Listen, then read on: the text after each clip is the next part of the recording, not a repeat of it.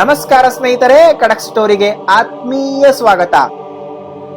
ಸ್ನೇಹಿತರೆ, ಒಮ್ಮೆ ನಿಮ್ಮ ಎದೆ ಮುಟ್ಟಿ ಹೇಳಿ, ನಾವೆಲ್ಲರೂ ದೈವ ಭಕ್ತರು ಹೌದಲ್ವೇ? ಪ್ರತಿದಿನ ಬೆಳಗ್ಗೆ ಎದ್ದು ಸ್ನಾನ ಮಾಡ್ತೇವೆ, ದೇವರಿಗೆ ದೀಪ ಹಚ್ಚುತ್ತೇವೆ, ಹಣೆಗೆ ಕುಂಕುಮ ಇಟ್ಟುಕೊಳ್ಳುತ್ತೇವೆ, ದೇವಸ್ಥಾನಕ್ಕೆ ಹೋದರೆ ಗಂಟೆ ಬಾರಿಸುತ್ತೇವೆ, ಕಂಡವರು ಸಿಕ್ಕರೆ ಕೈ ಜೋಡಿಸಿ ನಮಸ್ಕಾರ ಮಾಡ್ತೇವೆ.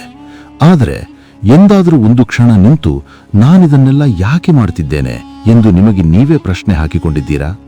ಇದು ಕೇವಲ ಭಯದಿಂದಲೇ ಅಥವಾ ನಮ್ಮ ತಾತ ಮುತ್ತಾತಂದಿರು ಮಾಡ್ತಿದ್ರು ಹಾಗಾಗಿ ನಾನು ಮಾಡಬೇಕು ಎನ್ನುವ ಕುರುಡು ನಂಬಿಕೆಯಿಂದಲೇ? ಒಂದು ವೇಳೆ ನಾನು ನಿಮಗೆ ನೀವು ಮಾಡುವ ಈ ಪೂಜೆ ದೇವರಿಗಾಗಿ ಅಲ್ಲ, ಇದು ನಿಮಗಾಗಿ ಎಂದು ಹೇಳಿದರೆ, ಹೌದು, ನಮ್ಮ ಋಷಿಮುನಿಗಳು ರೂಪಿಸಿದ ಈ ಆಚರಣೆಗಳು ಕೇವಲ ಭಕ್ತಿಯಲ್ಲ, ಇವು ಮನುಷ್ಯನ ದೇಹ ಮತ್ತು ಮನಸ್ಸನ್ನು ಕಂಟ್ರೋಲ್ ಮಾಡುವ ಪ್ರಾಚೀನ ಬಯೋಟೆಕ್ನಾಲಜಿ, ಏನ್ಷಿಯಂಟ್ ಬಯೋಟೆಕ್ನಾಲಜಿ ಎಂದು ಹೇಳಿದರೆ ನೀವು ನಂಬುತ್ತೀರಾ? ಇಂದಿನ ಸಂಚಿಕೆ ನಿಮ್ಮ ದೃಷ್ಟಿಕೋನವನ್ನೇ ಬದಲಾಯಿಸಲಿದೆ. ದೀಪದ ಎಣ್ಣೆಯಿಂದ ಹಿಡಿದು ನಾವು ಮಾಡುವ ನಮಸ್ಕಾರದವರೆಗೆ ಪ್ರತಿಯೊಂದರ ಹಿಂದಿರುವ ಆ ರಹಸ್ಯ ವಿಜ್ಞಾನವನ್ನು ಇವತ್ತು ನಾವು ಭೇದಿಸೋಣ. ಈ ವಿಡಿಯೋ ಮುಗಿಯುವಷ್ಟರಲ್ಲಿ ನೀವು ಮಾಡುವ ಪೂಜೆ ಕೇವಲ ಒಂದು ಕ್ರಿಯೆಯಾಗಿ ಉಳಿಯುವುದಿಲ್ಲ, ಅದೊಂದು ಯೋಗವಾಗುತ್ತದೆ. ಬನ್ನಿ, ಸನಾತನ ಧರ್ಮದ ವಿಜ್ಞಾನ ಲೋಕಕ್ಕೆ ಕಾಲಿಡೋಣ. ನಮ್ಮ ಯಾವುದೇ ಶುಭ ಕಾರ್ಯವಿರಲಿ, ಅದು ಆರಂಭವಾಗುವುದು ದೀಪವನ್ನು ಬೆಳಗುವ ಮೂಲಕ. ನಾವು ಸಾಮಾನ್ಯವಾಗಿ ಅಂದುಕೊಳ್ತೇವೆ, ಇದು ಕತ್ತಲೆ ಓಡಿಸಲು ಅಥವಾ ದೇವರಿಗೆ ನಮ್ಮ ಮುಖ ಕಾಣಲಿ ಎಂದು ಹಚ್ಚುತ್ತೇವೆ ಎಂದು. ಆದರೆ ಇಲ್ಲಿ ಒಂದು ವೈಜ್ಞಾನಿಕ ವಿಸ್ಮಯವಿದೆ. ನೀವು ಗಮನಿಸಿದ್ದೀರಾ? ಪ್ರಪಂಚದ ಯಾವುದೇ ಮೂಲೆಯಲ್ಲಿ ಎಷ್ಟೇ ವೇಗವಾಗಿ ಗಾಳಿ ಬೀಸಲಿ, ಬೆಂಕಿಯ ಜ್ವಾಲೆ ಯಾವಾಗಲೂ ಮೇಲ್ಮುಖವಾಗಿಯೇ ಉರಿಯುತ್ತದೆ. ಯಾಕೆ?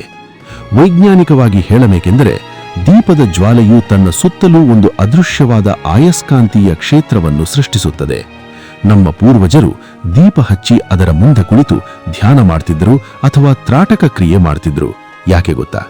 ನೀವು ಆ ದೀಪದ ಜ್ಯೋತಿಯನ್ನು ಏಕಾಗ್ರತೆಯಿಂದ ನೋಡಿದಾಗ ಆ ಜ್ವಾಲೆಯಿಂದ ಹೊರಹೊಮ್ಮುವ ಎಲೆಕ್ಟ್ರೋಮ್ಯಾಗ್ನೆಟಿಕ್ ತರಂಗಗಳು ನಿಮ್ಮ ಕಣ್ಣಿನ ಮೂಲಕ ನೇರವಾಗಿ ಮೆದುಳನ್ನು ತಲುಪುತ್ತವೆ. ಅಲ್ಲಿರುವ ಪಿನಿಯಲ್ ಗ್ರಂಥಿಯನ್ನು ಇವು ಉತ್ತೇಜಿಸುತ್ತವೆ. ಯಾವಾಗ ಪಿನಿಯಲ್ ಗ್ರಂಥಿ ಆಕ್ಟಿವೇಟ್ ಆಗುತ್ತದೆಯೋ ಆಗ ನಿಮ್ಮ ಮನಸ್ಸಿನ ಗೊಂದಲಗಳು ಮಾಯವಾಗಿ ಅದ್ಭುತವಾದ ಏಕಾಗ್ರತೆ ನಿಮ್ಮದಾಗುತ್ತದೆ. ಇಲ್ಲೊಂದು ಪ್ರಶ್ನೆ ಬರುತ್ತದೆ, ಹಾಗಾದರೆ ಎಲೆಕ್ಟ್ರಿಕ್ ಬಲ್ಬ್ ಹಾಕಿದರೆ ಸಾಲದೆ ಎಂದು ನೀವು ಕೇಳಬಹುದು. ಇಲ್ಲ, ಅಲ್ಲಿಯೇ ಇರುವುದು ಗುಟ್ಟು. ನಮ್ಮ ಹಿರಿಯರು ದೀಪಕ್ಕೆ ಬಳಸುತ್ತಿದ್ದ ಎಣ್ಣೆ ಯಾವುದು? ಹಸುವಿನ ತುಪ್ಪ ಅಥವಾ ಎಳ್ಳೆಣ್ಣೆ. ಹಸುವಿನ ತುಪ್ಪ ಬೆಂಕಿಯ ಸಂಪರ್ಕಕ್ಕೆ ಬಂದಾಗ ಅದು ಕರಗಿ ಹೊಗೆಯಾಗುವುದಿಲ್ಲ, ಬದಲಿಗೆ ವಾತಾವರಣದಲ್ಲಿ ಅತ್ಯಂತ ಸೂಕ್ಷ್ಮವಾದ ಸಾತ್ವಿಕ ಕಣಗಳನ್ನು ಬಿಡುಗಡೆ ಮಾಡುತ್ತದೆ. ಇದು ನಿಮ್ಮ ಮನೆಯ ಗಾಳಿಯಲ್ಲಿರುವ ರೋಗಾಣುಗಳನ್ನು ಕೊಲ್ಲುತ್ತದೆ ಮತ್ತು ಆಮ್ಲಜನಕವನ್ನು ಶುದ್ಧ ಮಾಡುತ್ತದೆ ಎಂದು ವಿಜ್ಞಾನವೇ ಒಪ್ಪಿಕೊಂಡಿದೆ. ಆದರೆ ಇಂದು ನಾವು ಬಳಸುವ ಪ್ಯಾರಾಫಿನ್ ಮೇಣದ ಬತ್ತಿಗಳು ಅಥವಾ ಕೃತಕ ಎಣ್ಣೆಗಳು ಕೇವಲ ಕಾರ್ಬನ್ ಹೊಗೆಯನ್ನು ಕೊಡುತ್ತವೆ. ಹಾಗಾಗಿ ದೀಪ ಅಂದರೆ ಕೇವಲ ಬೆಳಕಲ್ಲ, ಅದು ಪರಿಸರ ಶುದ್ಧೀಕರಣದ ಒಂದು ಯಂತ್ರ. ಈಗ ದೀಪ ಹಚ್ಚಿ ದೇವಸ್ಥಾನದ ಒಳಗೆ ಹೋಗೋಣ. ಒಳಗೆ ಹೋದ ತಕ್ಷಣ ನಾವು ಮೊದಲು ಮಾಡುವುದೇನು ಗೊತ್ತಾ? ಆ ದೊಡ್ಡ ಗಂಟೆಯನ್ನು ಢಣಂಬೆಂದು ಬಾರಿಸುವುದು. ಅನೇಕರು ಅಂದುಕೊಂಡಿದ್ದಾರೆ, ಇದು ದೇವರಿಗೆ ಎಚ್ಚರ ಮಾಡಲು ಅಥವಾ ನಾನು ಬಂದಿದ್ದೇನೆ ಎಂದು ಅಟೆಂಡೆನ್ಸ್ ಹಾಕಲು ಎಂದು. ಖಂಡಿತ ಅಲ್ಲ. ದೇವರು ನಿದ್ರೆ ಮಾಡುವುದಿಲ್ಲ, ಅವನಿಗೆ ನಿಮ್ಮ ಕಾಲಿಂಗ್ ಬೆಲ್ ಅಗತ್ಯವಿಲ್ಲ. ಹಾಗಾದರೆ ಈ ಗಂಟೆ ಯಾಕೆ? ಇದರ ರಹಸ್ಯ ಇದನ್ನು ತಯಾರಿಸುವ ವಿಧಾನದಲ್ಲಿದೆ. ಪ್ರಾಚೀನ ಆಗಮಶಾಸ್ತ್ರದ ಪ್ರಕಾರ ದೇವಸ್ಥಾನದ ಗಂಟೆಯನ್ನು ಕೇವಲ ಕಬ್ಬಿಣದಿಂದ ಮಾಡುತ್ತಿರಲಿಲ್ಲ. ತಾಮ್ರ, ಜತು, ಸೀಸ, ಕಬ್ಬಿಣ, ನಿಕ್ಕೆಲ್, ಕ್ರೋಮಿಯಂ ಮತ್ತು ಮ್ಯಾಂಗನೀಸ್ ಹೀಗೆ ನಿರ್ದಿಷ್ಟವಾದ 7 ಲೋಹಗಳನ್ನು ನಿರ್ದಿಷ್ಟ ಪ್ರಮಾಣದಲ್ಲಿ ಬೆರೆಸಿ ವೈಜ್ಞಾನಿಕವಾಗಿ ತಯಾರು ಮಾಡುತ್ತಿದ್ದರು. ನೀವು ಗಂಟೆ ಬಾರಿಸಿದ ತಕ್ಷಣ ಒಂದು ತೀಕ್ಷ್ಣವಾದ ಶಬ್ದ ಬರುತ್ತಲ್ಲ, ಅದು ಸಾಮಾನ್ಯ ಶಬ್ದ ಅಲ್ಲ. ಆ ಶಬ್ದವು ನಿಮ್ಮ ಮೆದುಳಿನ ಎಡಭಾಗ ಲೆಫ್ಟ್ ಬ್ರೈನ್ ಮತ್ತು ಬಲಭಾಗ ರೈಟ್ ಬ್ರೈನ್ ಅನ್ನು ಒಂದೇ ಕ್ಷಣದಲ್ಲಿ ಸಿಂಕ್ ಮಾಡುತ್ತದೆ. ಗಮನಿಸಿ, ಆ ಶಬ್ದದ ಪ್ರತಿಧ್ವನಿ ಕನಿಷ್ಠ 7 ಸೆಕೆಂಡುಗಳ ಕಾಲ ನಮ್ಮ ಕಿವಿಯಲ್ಲಿ ಓಂ ವೆಂದು ಗುಯ್ಗುಡುತ್ತದೆ. ಈ 7 ಸೆಕೆಂಡುಗಳಲ್ಲಿ ಆ ಶಬ್ದವು ನಮ್ಮ ದೇಹದ 7 ಚಕ್ರಗಳನ್ನು ಸ್ಪರ್ಶಿಸುತ್ತದೆ. ಆ ಕ್ಷಣದಲ್ಲಿ ಏನಾಗುತ್ತದೆ ಗೊತ್ತಾ?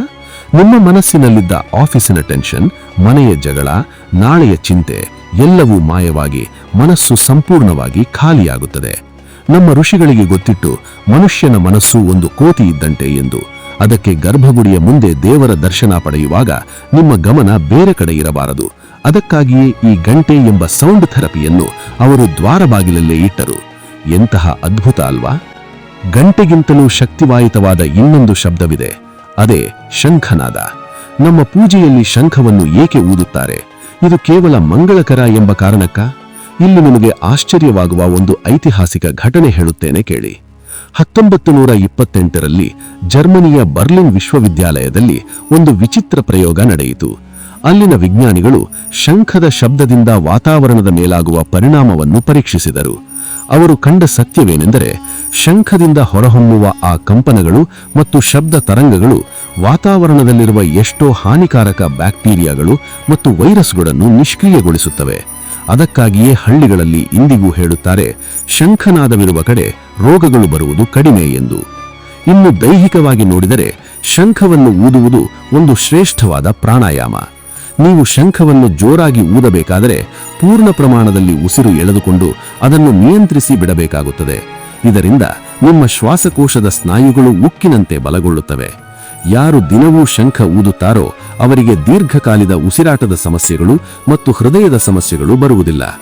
ಜೊತೆಗೆ ಗಂಟಲಿನ ಭಾಗದಲ್ಲಿ ಉಂಟಾಗುವ ಒತ್ತಡದಿಂದ ಥೈರಾಯ್ಡ್ ಗ್ರಂಥಿಗೆ ಮಸಾಜ್ ಸಿಗುತ್ತದೆ. ಇದು ನಮ್ಮ ಹಿರಿಯರು ನಮಗೆ ಉಚಿತವಾಗಿ ಕೊಟ್ಟ ಆರೋಗ್ಯ ಸೂತ್ರ. ಮುಂದುವರಿಯುತ್ತಾ ನಮ್ಮ ಹಣೆಯ ಮೇಲಿಡುವ ಕುಂಕುಮ ಅಥವಾ ಗಂಧದ ಬಗ್ಗೆ ನೋಡೋಣ. ನಾವು ಎರಡು ಹುಬ್ಬಿನ ಮಧ್ಯದಲ್ಲಿಯೇ ಏಕೆ ಬೊಟ್ಟಿಡುತ್ತೇವೆ? ಬೇರೆ ಕಡೆ ಇಡಬಹುದಲ್ಲ. ವೈಜ್ಞಾನಿಕವಾಗಿ ಈ ಜಾಗವನ್ನು ಆಜ್ಞಾಚಕ್ರ ಎಂದು ಕರೆಯುತ್ತಾರೆ. ಅಂಗರಚನಾಶಾಸ್ತ್ರದ ಪ್ರಕಾರ ಇಲ್ಲಿಯೇ ನಮ್ಮ ಪಿಟ್ಯೂಟರಿ ಗ್ರಂಥಿ ಇರುವುದು. ನಾವು ಅತಿಯಾಗಿ ಯೋಚಿಸಿದಾಗ ಅಥವಾ ಕೋಪಗೊಂಡಾಗ ನಮ್ಮ ಮೆದುಳು ಬಿಸಿಯಾಗುತ್ತದೆ. ಆಗ ನಮ್ಮ ದೇಹದ ಪ್ರಮುಖ ಶಕ್ತಿಯು ಶಾಪದ ರೂಪದಲ್ಲಿ ಇದೇ ಜಾಗದ ಮೂಲಕ ಹೊರಹೋಗಿ ವ್ಯರ್ಥವಾಗುತ್ತದೆ. ಒಂದು ಕಂಪ್ಯೂಟರ್ ಪ್ರಾಸೆಸರ್ ಬಿಸಿಯಾದಾಗ ಕೂಲಿಂಗ್ ಫ್ಯಾನ್ ಹೇಗೆ ಕೆಲಸ ಮಾಡುತ್ತದೆಯೋ ಹಾಗೆಯೇ ಈ ಗಂಧ ಕೆಲಸ ಮಾಡುತ್ತದೆ. ಗಂಧಕ್ಕೆ ತಂಪು ನೀಡುವ ಗುಣವಿದೆ. ಕುಂಕುಮಕ್ಕೆ ನರಗಳನ್ನು ಉತ್ತೇಜಿಸುವ ಗುಣವಿದೆ. ನಾವು ಬೆರಳಿನಿಂದ ಒತ್ತಿ ತಿಲಕ ಇಟ್ಟಾಗ ಅಲ್ಲಿನ ನರಗಳು ಜಾಗೃತಗೊಂಡು ಏಕಾಗ್ರತೆ ಹೆಚ್ಚಾಗುತ್ತದೆ ಮತ್ತು ಶಕ್ತಿ ಸೋರಿಕೆ ತಪ್ಪುತ್ತದೆ. ಈಗ ನಮಸ್ಕಾರದ ವಿಷಯಕ್ಕೆ ಬರೋಣ. ಪಾಶ್ಚಾತ್ಯರು ಕೈ ಕುಲುಕುತ್ತಾರೆ, ನಾವು ಕೈ ಜೋಡಿಸುತ್ತೇವೆ. ಯಾಕೆ? ನಮ್ಮ ಕೈ ಬೆರಳುಗಳ ತುದಿಯಲ್ಲಿ ಅಸಂಖ್ಯಾತ ನರಗಳು ಕೇಂದ್ರೀಕೃತವಾಗಿರುತ್ತವೆ. ಇವುಗಳನ್ನು ಪ್ರೆಷರ್ ಪಾಯಿಂಟ್ಸ್ ಎಂದು ಕರೆಯುತ್ತಾರೆ. ನಾವು ಎರಡು ಕೈಗಳ ಬೆರಳುಗಳನ್ನು ಒಂದಕ್ಕೊಂದು ಒತ್ತಿ ಹಿಡಿದು ನಮಸ್ಕಾರ ಮಾಡಿದಾಗ ಆ ಬೆರಳುಗಳ ತುದಿಗಳು ಆಕ್ಟಿವೇಟ್ ಆಗುತ್ತವೆ. ಅದರ ನೇರ ಸಂಪರ್ಕ ನಮ್ಮ ಕಣ್ಣು, ಕಿವಿ ಮತ್ತು ಮೆದುಳಿಗೆ ಇರುತ್ತದೆ. ಇದರಿಂದ ಏನಾಗುತ್ತದೆ ಗೊತ್ತಾ? ನಾವು ಯಾರಿಗೆ ನಮಸ್ಕರಿಸುತ್ತಿದ್ದೇವೋ ಆ ವ್ಯಕ್ತಿಯ ಮುಖ ಮತ್ತು ಮಾತು ನಮಗೆ ದೀರ್ಘಕಾಲ ನೆನಪಿನಲ್ಲಿ ಉಳಿಯುತ್ತದೆ. ಅಲ್ಲದೆ ಶೇಕ್ ಹ್ಯಾಂಡ್ ಮಾಡಿದರೆ ನಮ್ಮ ಶಕ್ತಿ ಬೇರೆಯವರಿಗೆ ವರ್ಗಾವಣೆಯಾಗಬಹುದು ಅಥವಾ ಅವರ ಕೈಯಲ್ಲಿರುವ ರೋಗಾಣುಗಳು ನಮಗೆ ಬರಬಹುದು. ಆದರೆ ನಮಸ್ಕಾರದಲ್ಲಿ ನಮ್ಮ ಶಕ್ತಿ ನಮ್ಮಲ್ಲೇ ಒಂದು ವಿದ್ಯುತ್ ಮಂಡಲದಂತೆ ಸುತ್ತುತ್ತದೆ. ಇದನ್ನೇ ನಾವು ಶಕ್ತಿಯ ಸಂರಕ್ಷಣೆ ಎನ್ನುವುದು. ದರ್ಶನ ಮುಗಿದ ನಂತರ ನಾವು ಗರ್ಭಗುಡಿಯ ಸುತ್ತ ಪ್ರದಕ್ಷಿಣೆ ಬರುತ್ತೇವೆ. ಗಮನಿಸಿ, ನಾವು ಯಾವಾಗಲೂ ಎಡದಿಂದ ಬಲಕ್ಕೆ ಪ್ರದಕ್ಷಿಣೆ ಬರುತ್ತೇವೆ. ಸಾಮಾನ್ಯವಾಗಿ ದೇವಸ್ಥಾನದ ಗರ್ಭಗುಡಿಯನ್ನು ಎಲ್ಲಿ ಕಟ್ಟಿರುತ್ತಾರೆ ಗೊತ್ತಾ?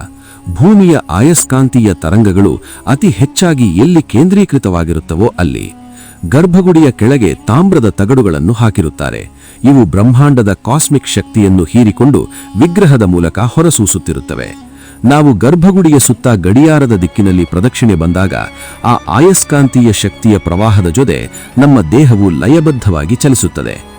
ಮಳೆಗಾಲದಲ್ಲಿ ಹರಿಯುವ ನದಿಗೆ ಇಳಿದರೆ ಹೇಗೆ ವೇಗ ಸಿಗುತ್ತದೆಯೋ ಹಾಗೆ ಆ ಧನಾತ್ಮಕ ಶಕ್ತಿಯು ನಮ್ಮ ದೇಹದೊಳಗೆ ಪ್ರವೇಶಿಸುತ್ತದೆ. ನಮಗೆ ಅರಿವಿಲ್ಲದೆಯೇ ಒಂದು ಹೊಸ ಚೈತನ್ಯ ಬರುತ್ತದೆ. ಇನ್ನು ತೀರ್ಥ ಮತ್ತು ಪ್ರಸಾದ. ಜಪಾನಿನ ಪ್ರಸಿದ್ಧ ವಿಜ್ಞಾನಿ ಮಸಾರು ಎಮೊಟೊ ಸಾಬೀತುಪಡಿಸಿದಂತೆ ನೀರಿಗೆ ನೆನಪಿನ ಶಕ್ತಿಯಿದೆ. ಗರ್ಭಗುಡಿಯ ಒಳಗಿರುವ ತೀರ್ಥವು ಅಲ್ಲಿನ ಮಂತ್ರಘೋಷಗಳ ಕಂಪನವನ್ನು, ಕರ್ಪೂರ ತುಳಸಿಯ ಔಷಧೀಯ ಗುಣಗಳನ್ನು ತನ್ನಲ್ಲಿ ಹಿಡಿದಿಟ್ಟುಕೊಂಡಿರುತ್ತದೆ. ಅದು ಕೇವಲ ನೀರಲ್ಲ, ಅದೊಂದು ದೈವಿಕ ಔಷಧ. ನಾವು ಅದನ್ನು ಕುಡಿದಾಗ ಆ ಪಾಸಿಟಿವ್ ಎನರ್ಜಿ ನಮ್ಮ ರಕ್ತದ ಕಣಕಣಕ್ಕೂ ಸೇರುತ್ತದೆ. ಕೊನೆಯದಾಗಿ, ಇವೆಲ್ಲದಕ್ಕಿಂತಲೂ ಅತ್ಯಂತ ಕುತೂಹಲಕಾರಿಯಾದ ವಿಜ್ಞಾನ ಅಡಗಿರುವುದು ಪಾದಸ್ಪರ್ಶದಲ್ಲಿ. ನಾವು ಯಾಕೆ ಹಿರಿಯರ ಅಥವಾ ಗುರುಗಳ ಕಾಲಿಗೆ ಬೀಳುತ್ತೇವೆ? ಇದು ಕೇವಲ ಮರ್ಯಾದೆಗ?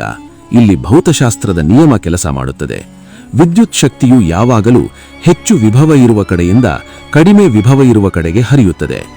ಮನುಷ್ಯನ ದೇಹದಲ್ಲಿ ತಲೆಯು ನಾರ್ತ್ ಪೋಲ್ ಇದ್ದಂತೆ ಮತ್ತು ಕಾಲುಗಳು ಸೌತ್ ಪೋಲ್ ಇದ್ದಂತೆ. ಹಿರಿಯರ ಜ್ಞಾನ, ತಪಸ್ಸು ಮತ್ತು ಸಾತ್ವಿಕ ಶಕ್ತಿ ಅವರ ತಲೆಯಲ್ಲಿ ಕೇಂದ್ರೀಕೃತವಾಗಿರುತ್ತದೆ. ನಾವು ಬಾಗಿ ನಮ್ಮ ಕೈಗಳಿಂದ ಅವರ ಕಾಲನ್ನು ಮುಟ್ಟಿದಾಗ ಮತ್ತು ಅವರು ಪ್ರೀತಿಯಿಂದ ನಮ್ಮ ತಲೆಯ ಮೇಲೆ ಕೈಯಿಟ್ಟಾಗ ಅಲ್ಲಿ ಒಂದು ವಿದ್ಯುತ್ ಮಂಡಲ ಪೂರ್ಣಗೊಳ್ಳುತ್ತದೆ. ಆ ಕ್ಷಣದಲ್ಲಿ ಅವರಲ್ಲಿರುವ ಪಾಸಿಟಿವ್ ಎನರ್ಜಿ ಒಂದು ಪ್ರವಾಹದಂತೆ ಅವರ ಕೈಗಳ ಮೂಲಕ ನಮ್ಮ ತಲೆಗೆ ಇಳಿಯುತ್ತದೆ. ಅದೇ ರೀತಿ ನಮ್ಮ ಬೆರಳುಗಳ ಮೂಲಕ ಅವರ ಪಾದಕ್ಕೆ ಸಂಪರ್ಕ ಏರ್ಪಡುತ್ತದೆ. ಇದನ್ನು ನಾವು ಇಂದಿನ ಭಾಷೆಯಲ್ಲಿ ಡೇಟಾ ಟ್ರಾನ್ಸ್ಫರ್ ಎಂದು ಕರೆಯಬಹುದು. ಅದಕ್ಕೆ ನಮ್ಮಲ್ಲಿ ಹೇಳುವುದು ದೊಡ್ಡವರ ಕಾಲಿಗೆ ಬಿದ್ದರೆ ಪುಣ್ಯ ಬರುತ್ತದೆ ಎಂದು. ಇಲ್ಲಿ ಪುಣ್ಯ ಎಂದರೆ ಬೇರೇನಲ್ಲ, ಅದು ಅವರಲ್ಲಿರುವ ಸಕಾರಾತ್ಮಕ ಶಕ್ತಿ. ನೋಡಿದ್ರಲ್ಲ ಸ್ನೇಹಿತರೆ, ನಮ್ಮ ಸನಾತನ ಧರ್ಮದ ಪ್ರತಿಯೊಂದು ಆಚರಣೆಯ ಹಿಂದೆಯೂ ಎಂತಹ ಅದ್ಭುತವಾದ ವಿಜ್ಞಾನ ಅಡಗಿದೆ. ದೀಪ, ಗಂಟೆ, ನಮಸ್ಕಾರ, ಪ್ರದಕ್ಷಿಣೆ ಇವೆಲ್ಲವೂ ನಮ್ಮ ಋಷಿಗಳು ನಮಗೆ ಕೊಟ್ಟಿರುವ ಆಧ್ಯಾತ್ಮಿಕ ತಂತ್ರಜ್ಞಾನಗಳು. ಇವು ನಮ್ಮ ದೇಹ, ಮನಸ್ಸು ಮತ್ತು ಆತ್ಮವನ್ನು ಉನ್ನತ ಮಟ್ಟಕ್ಕೆ ಏರಿಸುವ ಸಾಧನಗಳು. ಆದ್ದರಿಂದ ಇಂದಿನಿಂದ ನೀವು ಪೂಜೆ ಮಾಡುವಾಗ ಯಾಂತ್ರಿಕವಾಗಿ ಮಾಡಬೇಡಿ. ದೀಪ ಹಚ್ಚುವಾಗ ನನ್ನ ಅಜ್ಞಾನ ಕರಗಲಿ ಎಂದು ಹಚ್ಚಿ, ಗಂಟೆ ಬಾರಿಸುವಾಗ ನನ್ನ ಮನಸ್ಸು ಎಚ್ಚರವಾಗಲಿ ಎಂದು ಬಾರಿಸಿ, ನಮಸ್ಕಾರ ಮಾಡುವಾಗ ನನ್ನಲ್ಲಿರುವ ಅಹಂಕಾರ ನಾಶವಾಗಲಿ ಎಂದು ಬಾಗಿ. ಯಾವಾಗ ಕ್ರಿಯೆಗೆ ಪ್ರಜ್ಞೆ ಮತ್ತು ತಿಳುವಳಿಕೆ ಸೇರುತ್ತದೆಯೋ ಆಗ ಪೂಜೆ ನಿಜವಾದ ಫಲ ನೀಡುತ್ತದೆ.